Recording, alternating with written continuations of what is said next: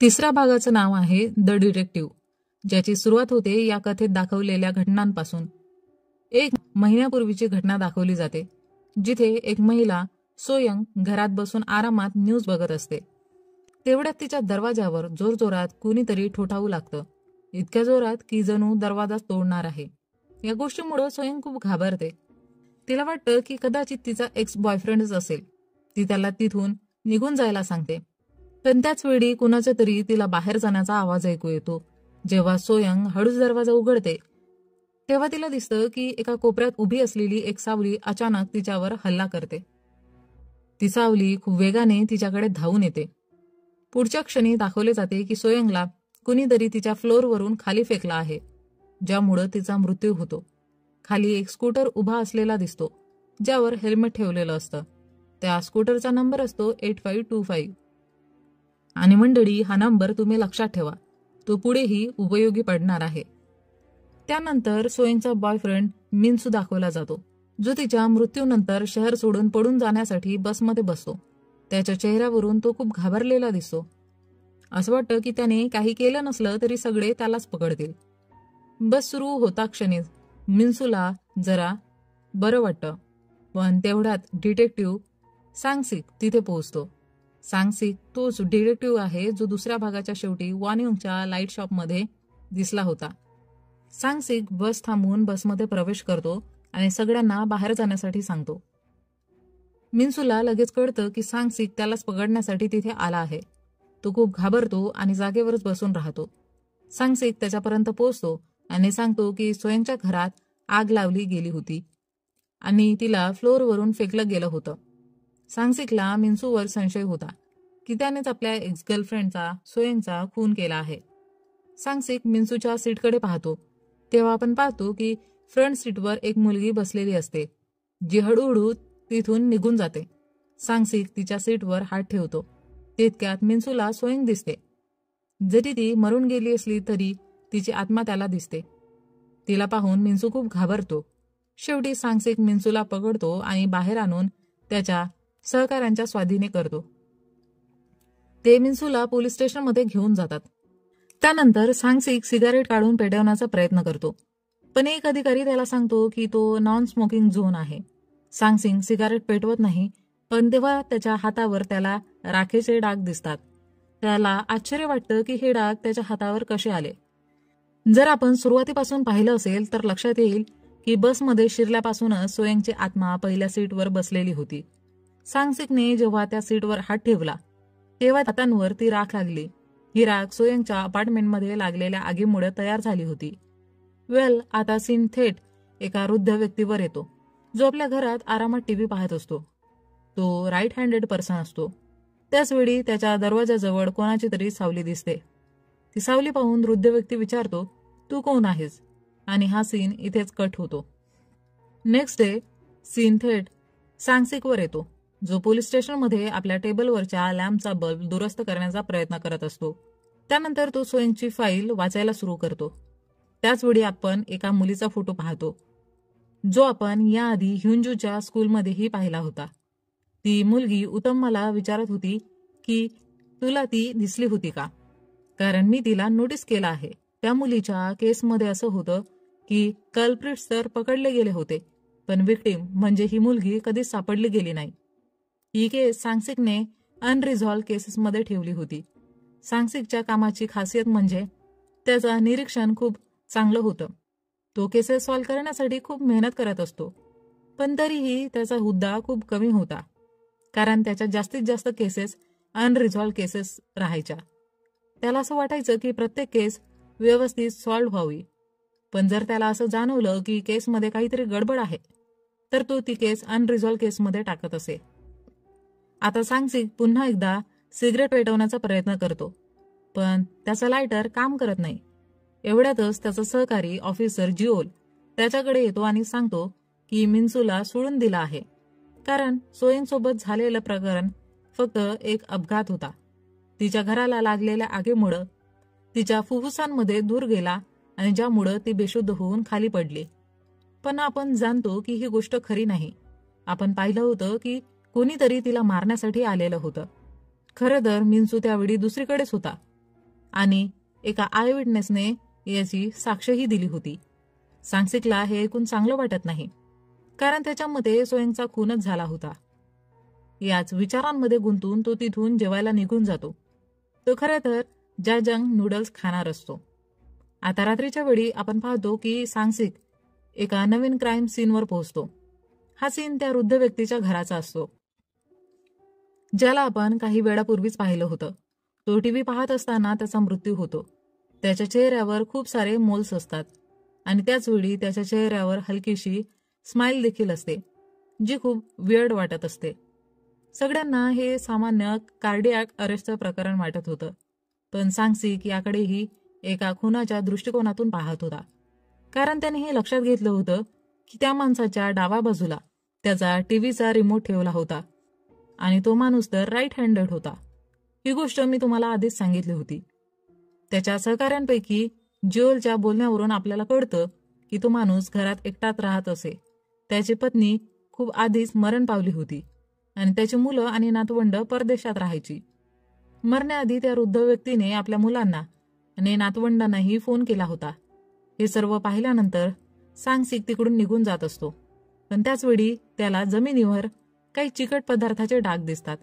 नंतर तो घरी परततो, जिथे तो वॉशरूममध्ये जातो.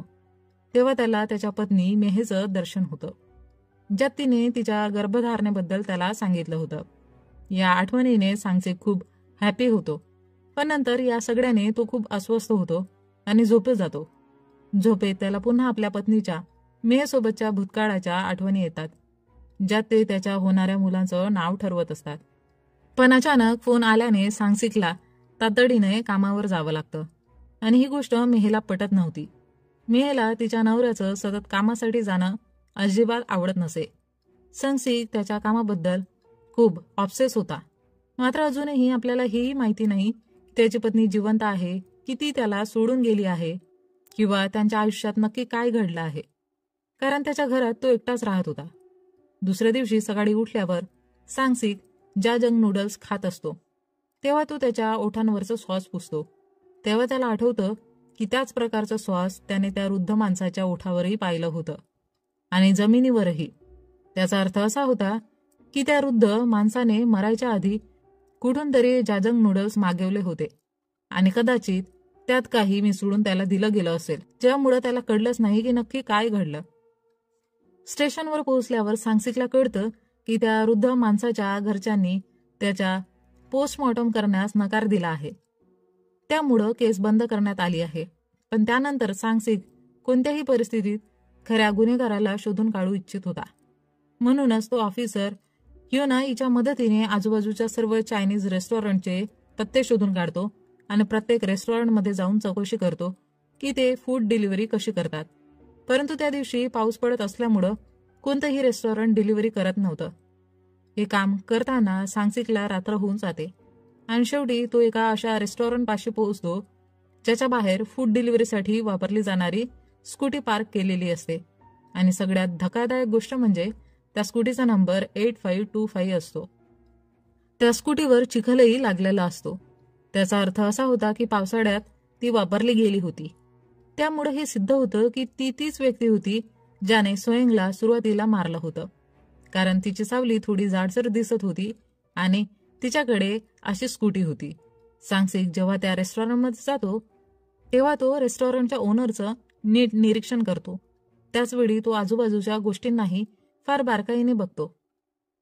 मी आधी सांगितलं होतं की सांगसिकची निरीक्षण क्षमता खूप जबरदस्त आहे. तुम्हाला आठवतं का, सुरुवातीच्या एका ऑफिसरने त्याला सिगरेट ओढण्यास मनाई केली होती. तेव्हा त्याने त्या ऑफिसरच्या चेहऱ्यावरचा मोल देखील पाहिला होता. त्यामुळे तुम्ही कल्पना करू शकता की तो किती ऑब्झर्वेटिव्ह आहे.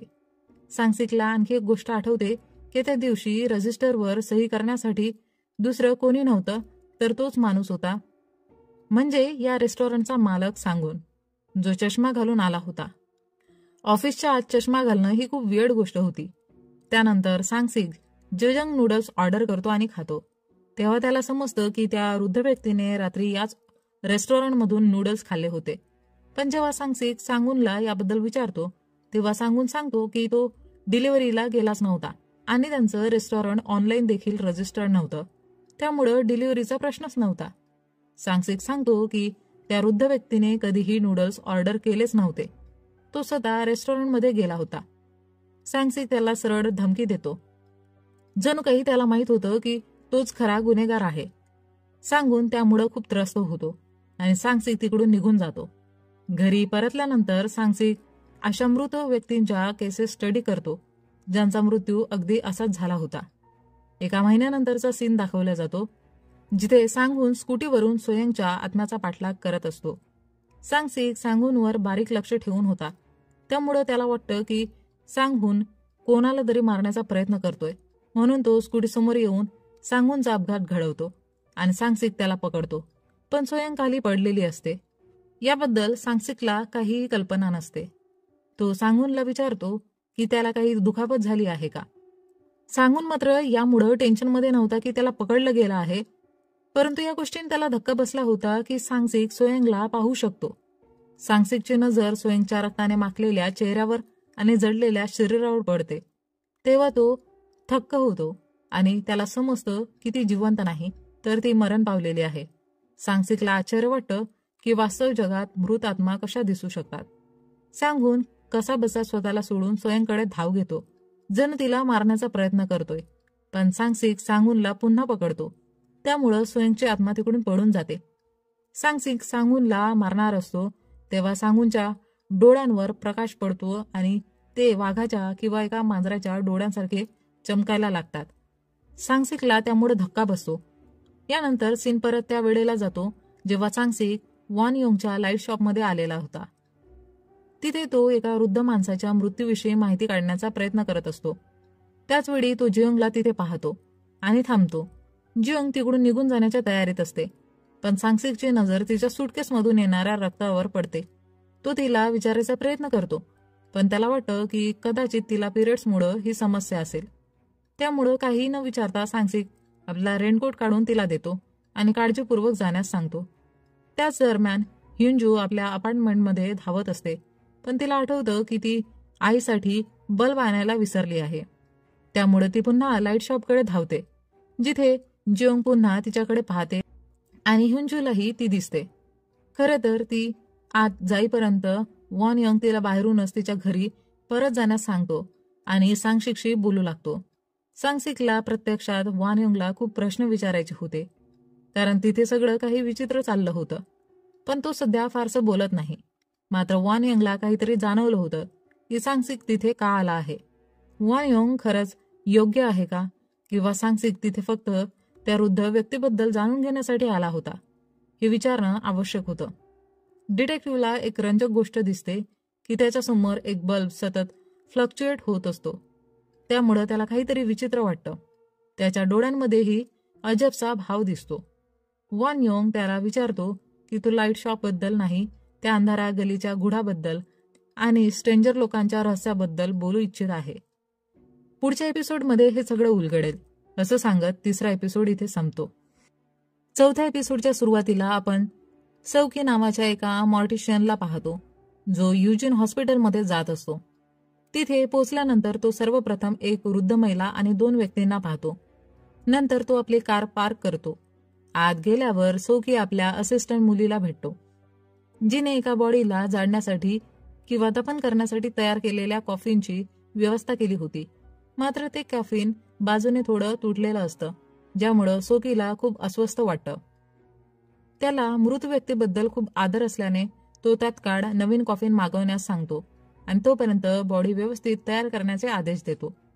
बॉडी तयार करत असताना असिस्टंटला त्या बॉडीमधून विचित्र आवाज येऊ लागतात, ज्यामुळं ती घाबरते. तिला असं वाटतं की बॉडी जिवंत आहे. ते घाबरून लगेच सौकीला हे सांगते. तेव्हा सौकी तिला समजावतो की हे आवाज बॉडीमधून बाहेर पडणाऱ्या गॅसेसचे असतात आणि हे घडणं सामान्य आहे. त्यानंतर सौकी तिला त्या बॉडीची माफी मागायला सांगतो, कारण त्याच्या मते ती मृतदेह असूनही एक माणूसच होती. असिस्टंटही त्याच्या बोलण्याला मान देऊन माफी मागते. पुढे सौकी तिला त्या स्त्रीच्या कुटुंबियांना बोलवण्यासाठी सांगतो. तिच्या निघता सौकी बॉडी तपासत असते. तेव्हा त्याला अचानक त्या स्त्रीचा आवाज ऐकू येतो. ती विचारते, मी खरंच संपली आहे का? सौकी त्या बाईला समजावत असतो की तिने तिच्या मृत्यूचा स्वीकार करावा. सौकीसाठी ही गोष्ट अगदी साधी होती, कारण मरणारे लोक आपला मृत्यू सहज स्वीकारत नाही. मात्र त्या स्त्रीला तिच्या मुलीची खूप चिंता होती आणि म्हणून ती तिच्या मृत्यूचा स्वीकार करत नव्हती. सौकी तिला सांगतो की ती आता एका अशा ठिकाणी जाईल जिथे तिच्या सगळ्या वेदना संपतील आणि ती तिथे शांतपणे राहू शकेल. नंतर सौकी तिला बाकी मृतदेहांसोबत ठेवतो.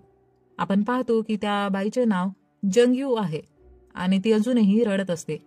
तिची आत्मा अजूनही दुःखी असते. दरम्यान योंगजी नाईट शिफ्टसाठी हॉस्पिटलमध्ये पोहोचते. तिथे तिलाही तेच कुटुंब आणि ती वृद्ध महिला दिसते जी शौकीला दिसली होती.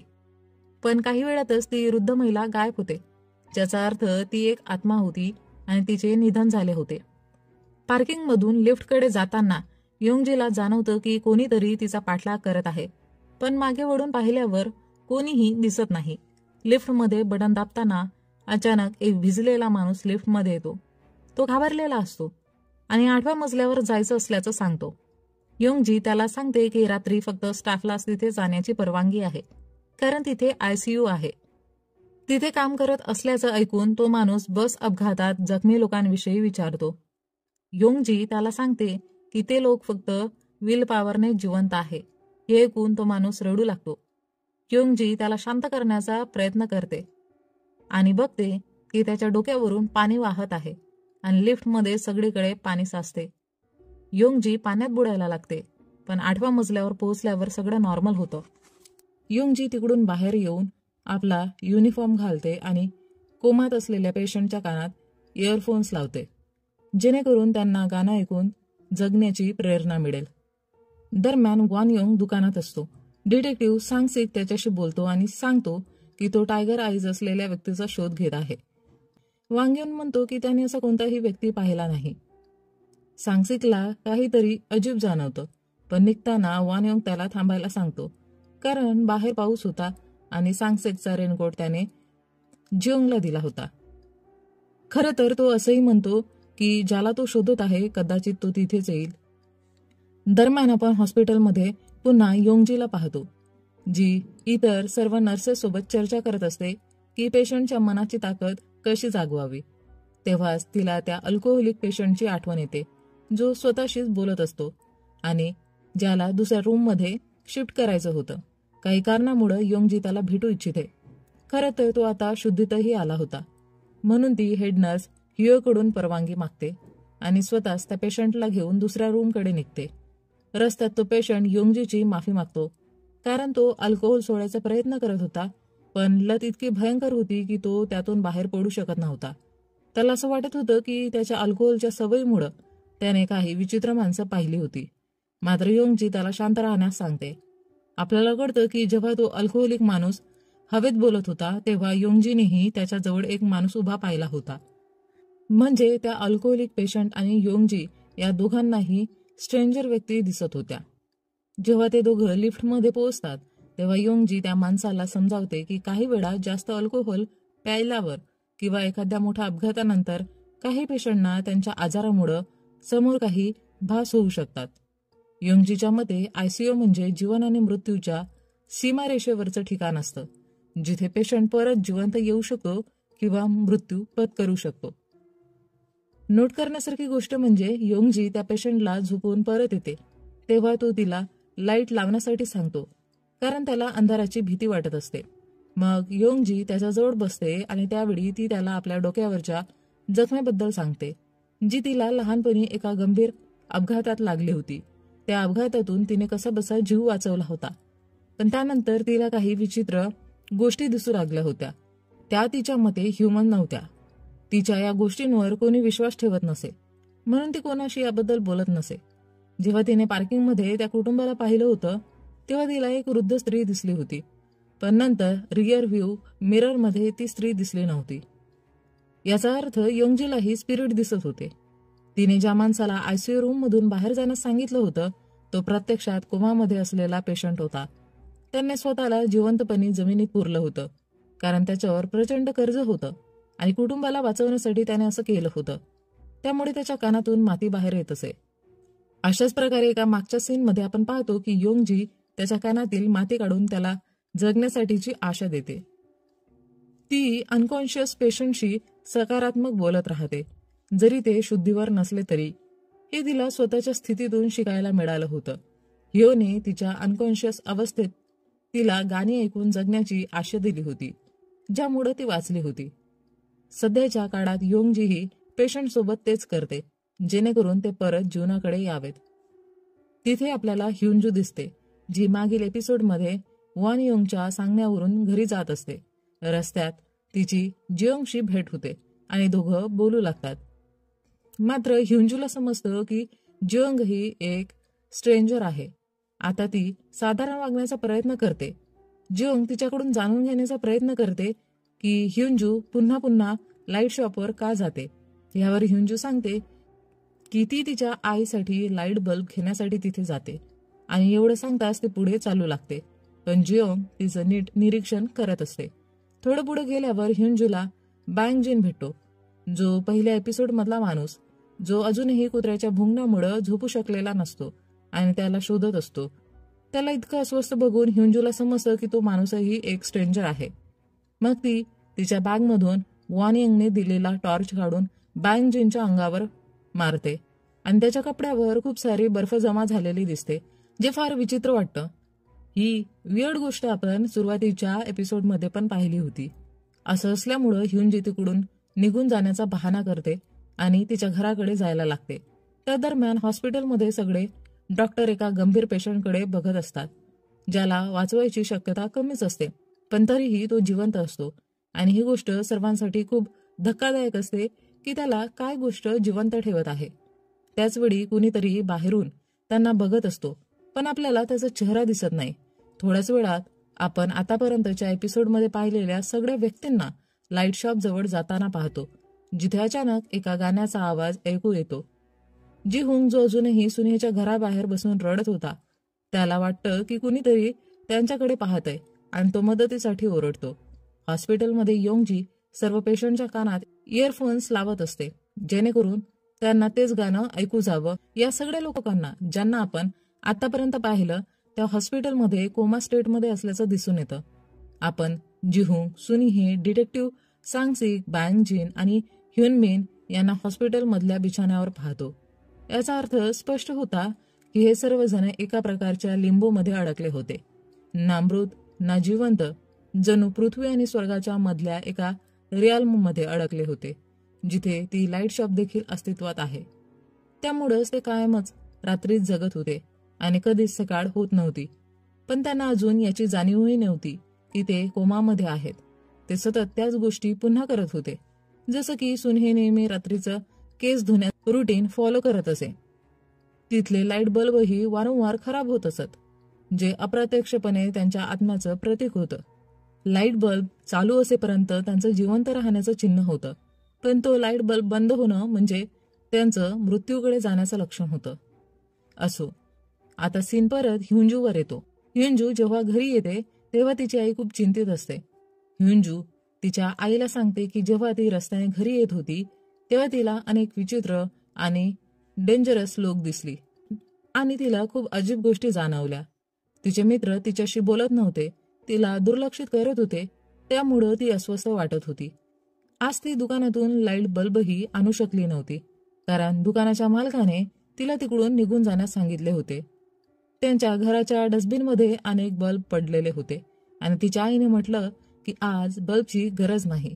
हे बोलताना ती खूप अस्वस्थ होती, त्यामुळं ह्युंजी तिला मिठी मारते. तेव्हा ह्युंजूला जाणवतं की तिच्या आईच्या शरीरातून आज फुलांचा खूप छान सुगंध येत आहे. त्याचवेळी सीन थेट शोकेहीकडे येतो, म्हणजेच त्या मॉर्टिशियनकडे, ज्याला आपण सुरुवातीला पाहिलं होतं. तो एका स्त्रीच्या कॅफेनमध्ये फुलांची सजावट करत असतो. आपण त्या स्त्रीचा चेहरा पाहतो आणि ती ह्युंजूची आई जंगहू असल्याचं कळतं. होय, तिचं निधन झालं होतं आणि त्या मॉर्टिशियनने सुरुवातीला तिच्या मुलीबद्दलच बोललं होतं.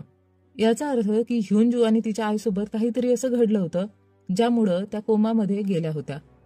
सध्या जंगहूच्या शरीराला अंत्यसंस्कारासाठी पाठवलं जातं, म्हणून ती म्हणत होती की आज बल्बची गरज नाही, कारण ती आता संपली होती.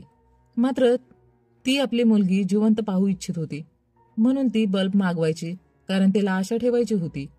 पुढे आपण जियोंगला पाहतो. जी ह्युंजू आणि जंगहूच्या घराबाहेर उभी होती. ऍक्च्युली ती एक आत्मा असते आणि तिला वाटत असतं की इथे जे लोक आहेत ते एकमेकांशी जोडलेले आहेत, पण ती मात्र एकटी का आहे याबद्दल तिला वियर्ड वाटतं. त्यामुळं ती जाणते की ती कदाचित कोमामध्ये आहे किंवा मृत आहे. यासोबतच चौथा एपिसोड इथे संपतो.